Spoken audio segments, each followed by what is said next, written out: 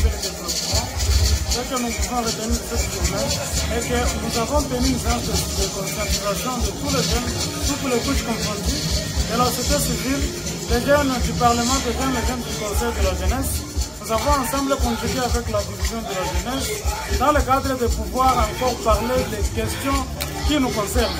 Et pour cette journée, il a été question d'adresser à l'autorité provinciale, qui est le gouverneur de province lui-même, différentes questions par rapport à la jeunesse, notamment la question liée au chômage, les questions liées à l'insécurité, dont ce sont toujours les jeunes qui en sont victimes.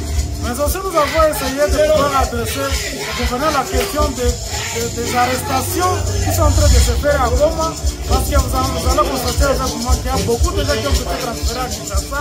Alors le gouverneur a essayé de pouvoir éclairer la lanterne par rapport à ces arrestations et pourquoi est-ce que ces gens sont déférés dans les instances nationales. Les jeunes ont beaucoup de difficultés. La guerre a affecté beaucoup de choses. Vous comprendrez que la seule préoccupation majeure qui est pour les jeunes, c'est d'abord l'emploi.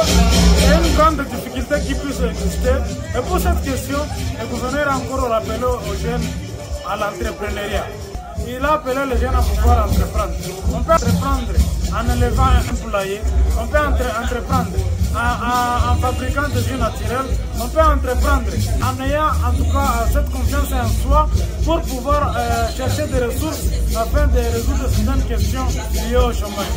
Par rapport toujours à cette question, le gouverneur a appelé les jeunes, qu'ils soient licenciés ou diplômés.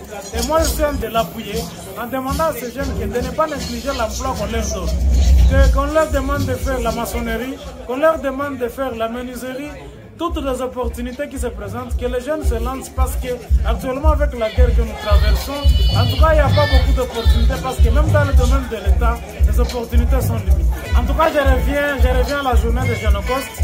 Aujourd'hui encore à l'occasion de la journée mondiale de la jeunesse, je demande aux jeunes de rester forts et résilients.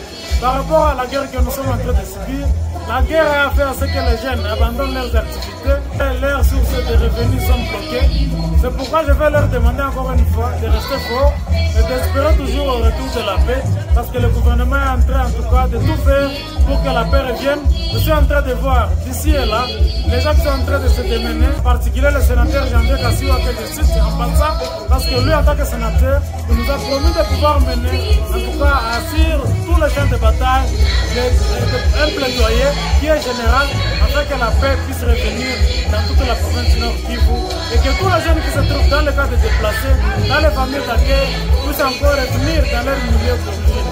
Et en même temps, je vais pouvoir lancer un message à tous les jeunes de pouvoir se préparer parce que d'ici le 24, nous irons ensemble avec Kivu Amani Charity pour aller secourir les déplacés de Gagnon.